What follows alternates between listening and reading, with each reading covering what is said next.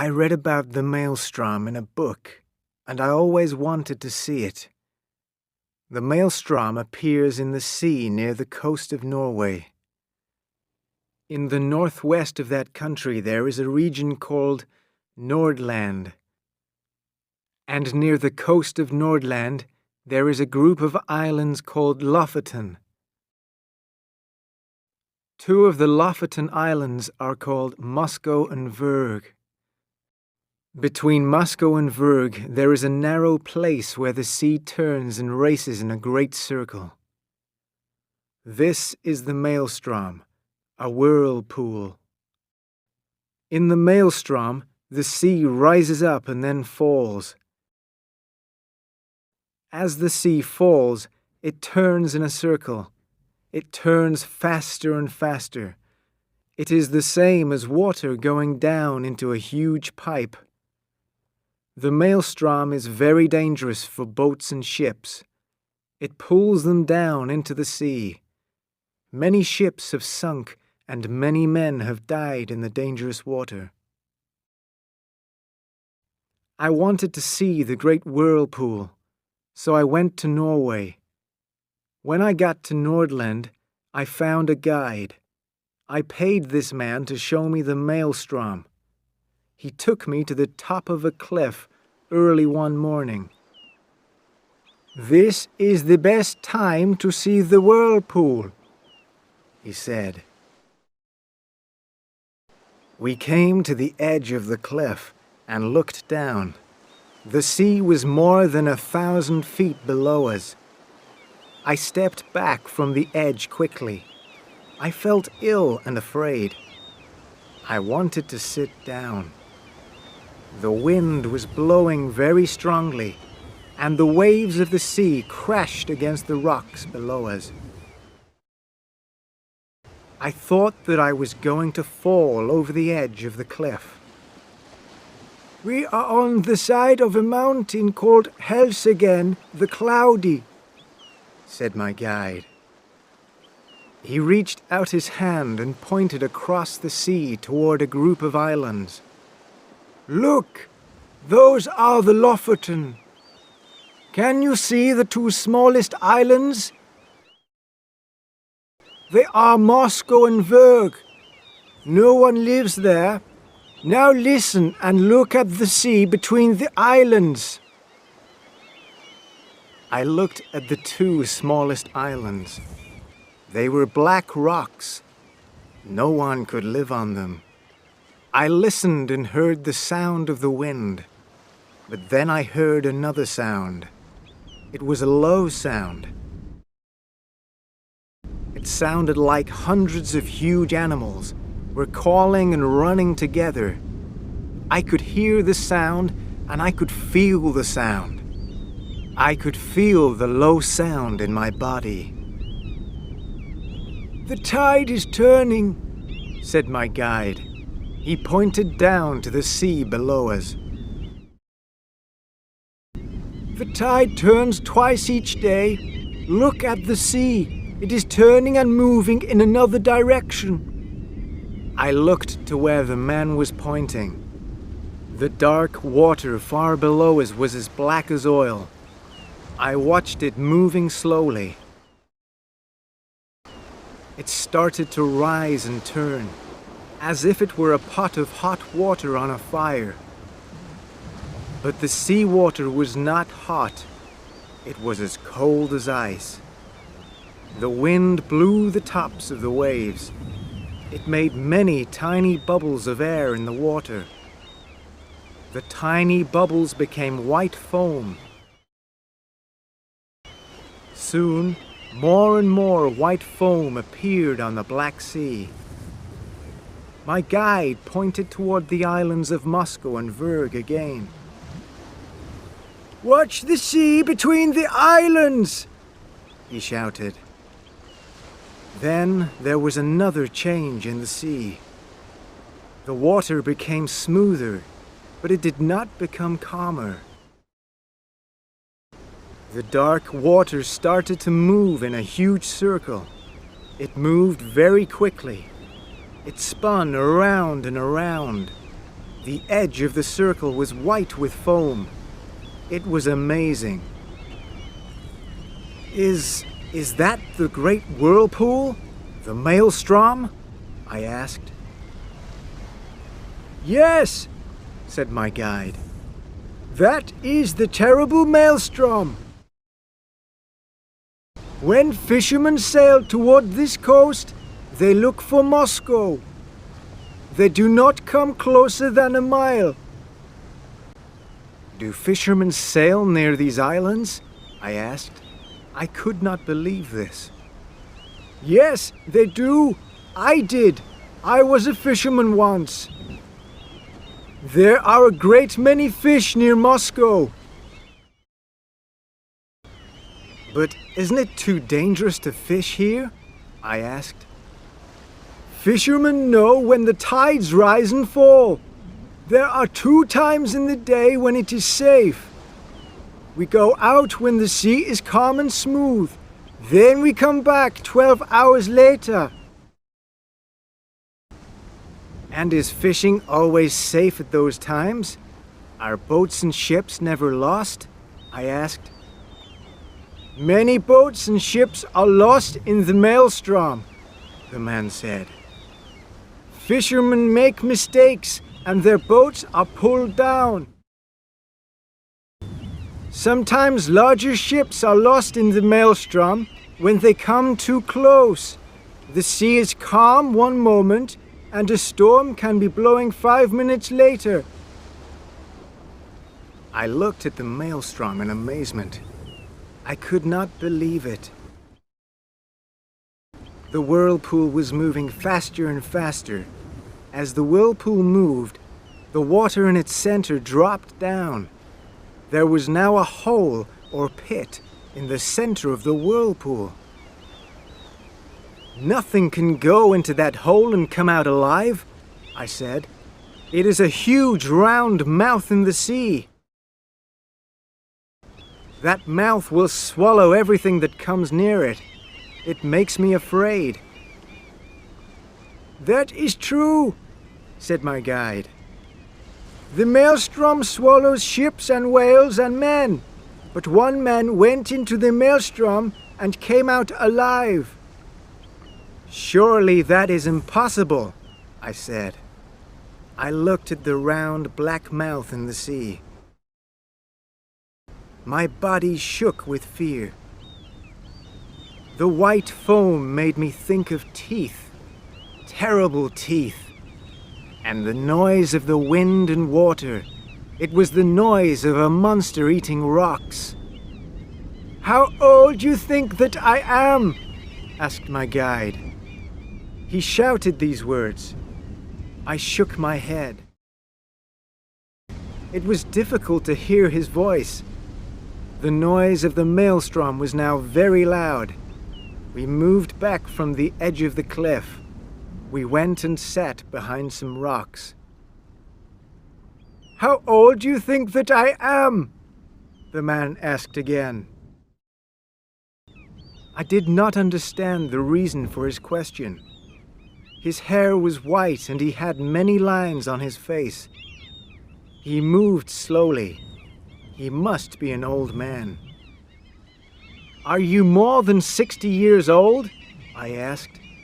No, I am 40, said my guide. The Maelstrom made me old. I'll tell you my story. It happened 3 years ago. This is my guide's story. I am writing his words. One day in the summer, my brothers and I went out in our fishing boat. It was 7 o'clock in the morning of July 10th. The sea was calm and smooth. We sailed past Moscow Island to look for fish. There were many fish in the sea that day. We caught a large number of them and loaded them into our boat. We were very busy and we forgot how many hours had passed. In summer, we have nearly 20 hours of daylight in Norway. The nights are short. There are only 4 hours of darkness. When I looked at my watch, I saw that it was 6 o'clock in the evening. We had to pass Moscow Island at 7 o'clock. That was the time when the tide turned. It was safe at 7 o'clock that day. We were about an hour away from Moscow. We started to return home immediately. A storm came suddenly. Dark clouds covered the sky and the wind started to blow. Our boat raced before the storm. Faster and faster, we sailed toward home and safety. When I looked to the northeast, I saw Moscow Island. The sea was moving very quickly, but it was almost the safe time of the day. It was almost 7 o'clock. I was sure of this.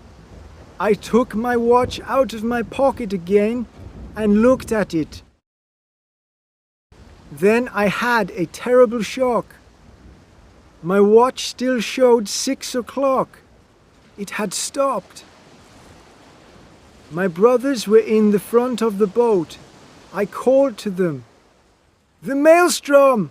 I shouted. "My watch was wrong! We are too late!" It was not the safe time of day. It was the time when the great whirlpool opened like a mouth in the sea. We were going to die.